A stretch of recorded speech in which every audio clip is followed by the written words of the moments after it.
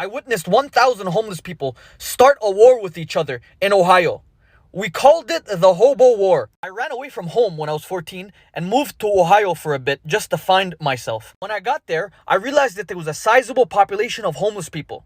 I got to become friends with them, playing chess with them, all the good stuff. Around that time, the government decided to help us and give 400 homeless people temporary residence in hotels for free. So 400 of our friends were moved into hotels free of charge. They got free AC, free food, free living conditions. The only issue was there were 600 other homeless people on the street that couldn't move into the hotels because of lack of capacity. Usually, the homeless people in Ohio are united. But after a few days of this, the street hobos got into some skirmishes with the hotel hobos. They thought it was unfair that these hotel hobos got to live there rent-free while they were on the street. So every time a hotel hobo would step outside of the hotel, the street hobos would jump him. In response, the hotel hobos created a faction and would leave the hotel in groups no less than 50. In the ensuing days, small skirmishes began to happen between the hotel hobos and the street hobos. There were 600 street hobos and 400 hotel hobos, so the street hobos had a numbers advantage. However, the hotel hobos had an advantage in quality.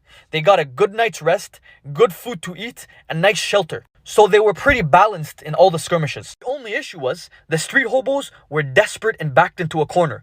So they used extreme means to defeat the hotel hobos. Now, I was part of the research and development faction for the street hobos because I was friends with some of the chess grandmasters. And I presented them with an idea.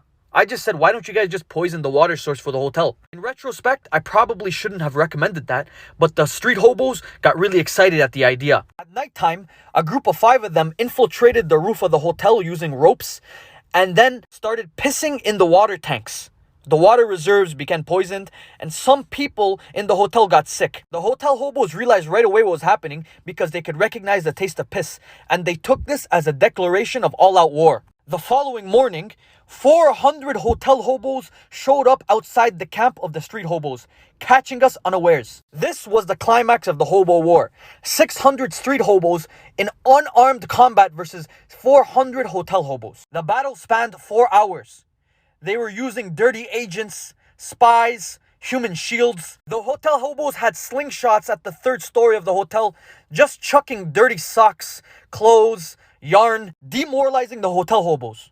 But the hotel hobos were armed too. The street hobos prepared their own war weapons. They chucked flaming garbage cans at the hotel hobos and started inflicting burn damage. By the end of the battle, 7 people died and 50% of the population of the homeless people were left in critical condition. In response, the hotel decided to kick out the hotel hobos and they had to move back into the homeless camp. Happily ever after, I guess.